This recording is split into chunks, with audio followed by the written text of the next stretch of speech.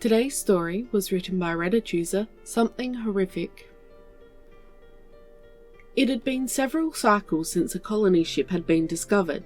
It was nearly derelict, having drifted untold light years before its discovery. Rescue teams had boarded to miraculously find thousands of survivors suspended in cryosleep. They identified themselves as humans, and theirs was a tale so tragic it couldn't help but take the galactic community by storm. The homeworld of this pre-FTL species had been threatened by a cataclysmic stellar event. Having seen the danger, but being unable to stop it, the humans had created their Ark. Their best and brightest gathered together to create their best hope of survival. Many of the technologies were unproven, and the risks were great, but faced with no other option, they moved forward. The Ark was launched into orbit and slowly acquired distance from their doomed world. Holding out hope, they waited nearby, praying for their world to survive. Unfortunately, the worst came to pass. The swarm of rogue asteroids they'd seen did indeed cross paths with their Earth. So, with heavy hearts, they set course for their best hope of a habitable new world. Once again, they would be tested. Arriving at their destination, their brave captain exited cryosleep to see only blasted hellscape, unfit for habitation of any sort, and so he charted a new course and returned to his frigid slumber. This would not be the last time the harrowing survivors were met with failure.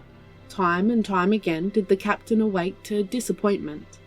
His grief was nearly a palpable thing, as he set what he believed to be their final course, their last chance. And he missed. Their ship overshot its destination.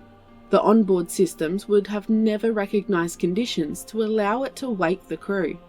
It should have drifted through space, slowly decaying over the course of millions of cycles, but fate would not be so cruel. A ship on a routine survey mission chanced upon them at the far edge of our frontier worlds, and thus was humankind introduced to the Halax, us. Drax leaned back in his chair, lazily stretching as he yawned. He hadn't gotten to the part of the documentary that detailed humanity's integration to Halaxian society yet, but really, he was just watching it to get into the spirit of his work. He switched the screen on the wall to one of the ship's exterior cameras, and viewed the swirling colours of hyperspace as it grew even closer to the last human homeworld. His imagination showed him great abandoned cities, relics and treasures, all just waiting to be discovered. A knock at his door started Drax from his fantasies. The wheels of his chair seemed to launch forward as the rest tipped backwards. He let out a surprised shout while collapsing in a heap on the ground. The door shot open and Sarah rushed in. "Drax, are you alright? Are you hurt?" Even though he was in pain, Drax couldn't help but marvel at how Halaxian the woman looked. Grey her skin a little, black in her hair. She'd be able to pass as an attractive, if ridiculously large, member of his species.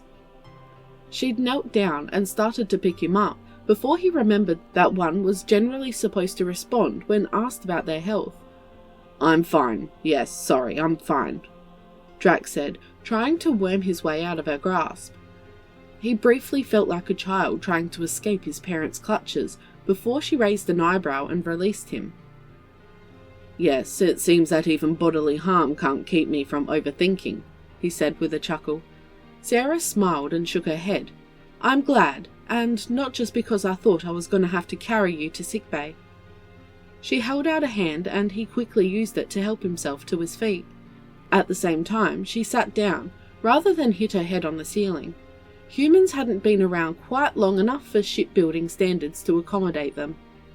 Most human crew tended to hang around the relatively high-ceilinged cargo bays most ships had. Human crew were most frequently taken on as security personnel.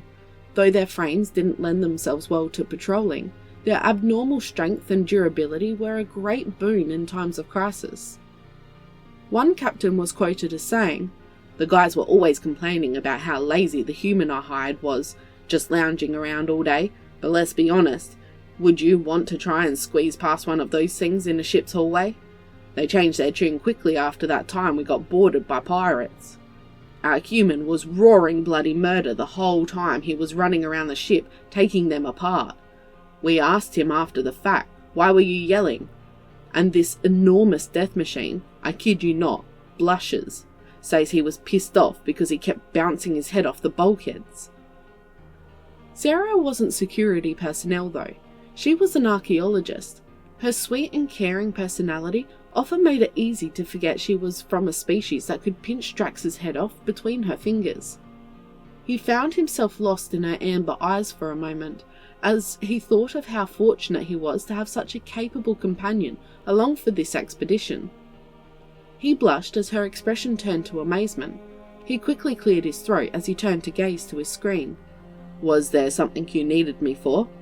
She giggled, a sound Drax found strangely musical. Nothing in particular, just wanted to make sure you weren't spacing out too much. We're almost there, you know. Drax could only chuckle in response, as he turned back to regard her. I suppose you too have bought into the rumour that I'm little more than an absent-minded professor. Sarah shook her head and pulled Drax into a warm embrace. I think it's adorable. His mind went through a sort of short circuit as she held him close. For a moment, all he could think of was how comforting it was, as she gently pressed against him. In response, stammered for a moment before settling on a less than eloquent really? She laughed for a moment before releasing him to arm's length. Yes, really. Sarah stood up, most of the way, before turning towards the door. She turned back and smiled as the door opened. I'll be back in a bit, just have a few details to check on before we arrive. You be careful with those office chairs, Professor. They can be deadly. She shot Drax a wink and carried on out the door, leaving him standing in his office, thoroughly flustered. I'm going to marry that woman, he mumbled, before turning to pick up his fallen chair. Several minutes later, he received a comm chime as he was going over old architectural records the humans had provided. He thoughtlessly opened the channel as he continued to rifle through the archives. Yes? Professor, it's Arvel. Do you have a moment? Certainly. What do you need? The long-range scans have come back and... Really? Excellent. Send them over. Well, about that. They weren't exactly what we were expecting. Oh? How so? Well, for starters, the radiation levels are beyond anything we'd expected. Really? Perhaps the asteroids were denser in radioactive materials than projected. There was also this. Drax turned to regard the comm window. Arvel had sent a single audio file. We haven't translated it to comms yet, but I've learned enough of the language to... well, just give it a listen. Drax was silent as he started the playback. He sat in rapt attention as he listened to the message. His expression changed from one of curiosity to concern, and finally, abject horror. Tell no one. Delay the translation. But, Professor, Any means necessary. I'll be in contact as soon as I've spoken with the captain. Yes, sir. The comm line beeped closed as Drax shot to his feet. He downloaded the audio file to his personal tablet and quickly deleted the original.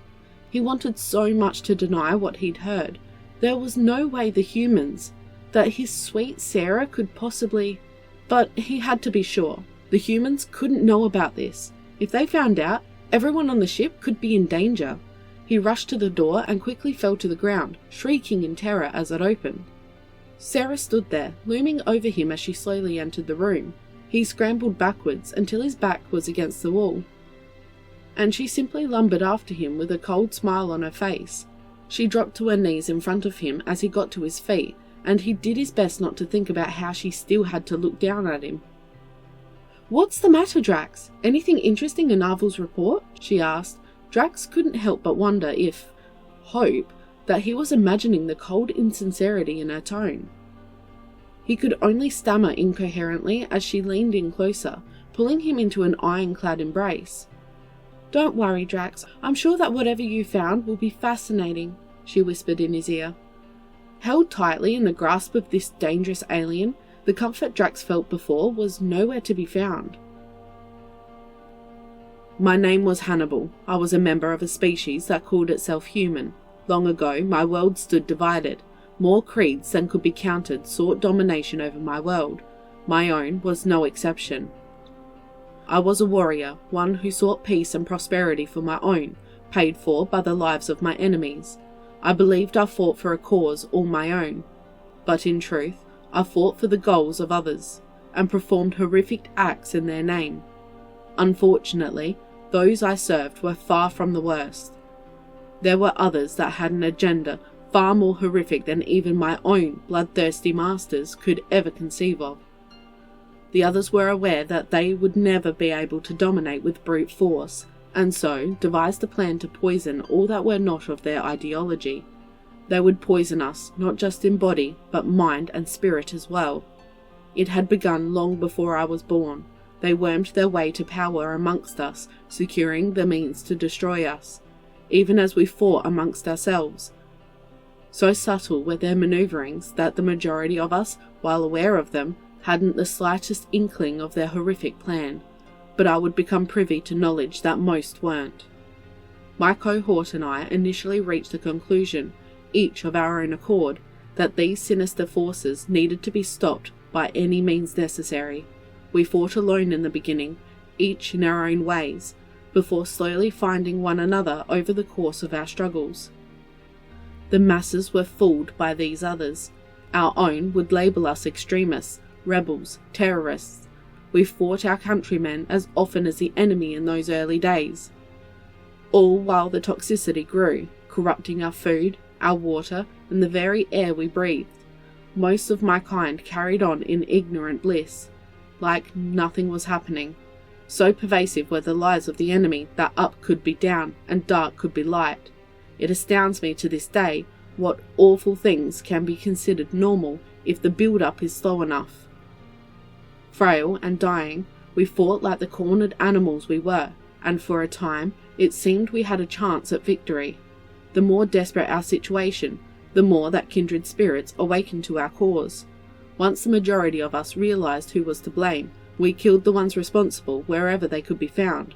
Ironically, those that wanted our world united under them would instead find it united against them. But the victory we sought was never to be. Our adversary, in the final days of the conflict, had retreated deep underground, knowing well that we would be dead, long before we could breach their defences or find all of their hiding places. They had won. We would be destroyed by the events they'd set in motion, and they would be free to inherit the earth. This we could not allow, would never allow. Near the height of our civilizations, several of our competing creeds had created nuclear weapons, all in numbers sufficient to turn our world into a cloud of radioactive rubble. And turn our world into radioactive rubble we would. So deep ran our hatred for those that doomed us, that we refused to allow them to carry on as our successors. We would rather our species end, here and now, than let them carry on in our name. I will perish in the hellfire, but bear no ill will to the men pulling the triggers. Though they will be ending the lives of millions of us left, we were really already dead. I, nor any of my cohort, are so vain as to believe this epitaph need exist for its own sake. So, to you, we leave this warning. Here, at the end, we've learned that some of those that orchestrated our demise sought to escape our world altogether. Though we know not of their success, we send this message and all evidence of our struggle into the void, in the hope it be found unneeded. Should you encounter these beings, calling themselves human, treat them as the contagion they are. Purge them in atomic fire, as we did so long ago. Suffer them at your own peril, for if they are unable to enslave you, they will surely endeavour to destroy you. Do us this mercy. Let our world's legacy dissolve into silence, so that none need ever know the baleful nature of those that may remain, and dare to call themselves human.